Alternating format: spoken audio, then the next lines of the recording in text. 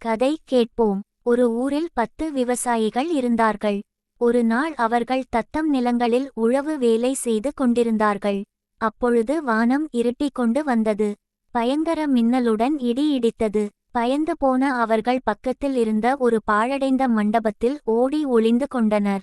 வெகுநேரமாகியும் மின்னல் வெட்டுவதும் இடி இடிப்பதும் நிற்கவில்லை. அவற்றின் உக்கிரம் வேறு அதிகரித்து கொண்டே போனது. பயத்தில் நடுங்கிக் கொண்டிருந்த விவசாயிகளில் ஒருவன், நம்மிடையே ஒரு மகாபாவி இருக்கிறான். அவனை குறிவைத்துத்தான் கடவுள் இடியையும் மின்னலையும் ஏவியிருக்கிறார். அந்த பாவியை வெளியே அனுப்பிவிட்டால் மற்றவர்கள் பிழைத்துக் கொள்ளலாம் என்று சொன்னான். மற்றவர்கள் இதனை ஆமோதித்தார்கள்.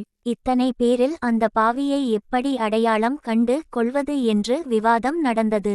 விவாதத்தின் முடிவில் தீர்ப்பை கடவுளிடமே விட்டு விடுவது என்று முடிவாயிற்று.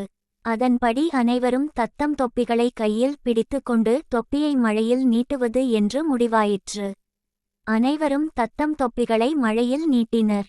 பயங்கரமான இடி முழக்கத்துடன் ஒரு மின்னல் வெட்டியது. அதில் ஒரு விவசாயியின் தொப்பி மட்டும் எரிந்து சாம்பலாகியது. மற்ற 9 விவசாயிகளும், இவன்தான் பாவி, இவனை முதலில் கழுத்தை பிடித்து வெளியே தள்ளு என்று கத்திக்கொண்டே அவன் மேல் பாய்ந்தனர். அந்த விவசாயி கெஞ்சி கதறி தான் அப்பாவி என்று மன்றாடினான். மற்றவர் யாரும் காதில் போட்டுக்கொள்ளவில்லை. அவனை பலவந்தமாக கழுத்தை பிடித்து வெளியே தள்ளினர். அவன் கதறிக்கொண்டே மழையில் ஓடினான். அப்போது அதி உக்கிரமாக ஒரு மின்னல் தாக்கி இடி இடித்தது. ஓடிக்கொண்டிருந்த விவசாயி அதிர்ச்சியில் உறைந்து நின்று விட்டான். சற்று நேரத்தில் நிலைக்கு திரும்பி மண்டபத்தை திரும்பி பார்த்தான். மண்டபத்தில் இடி விழுந்து நொறுங்கி கிடந்தது.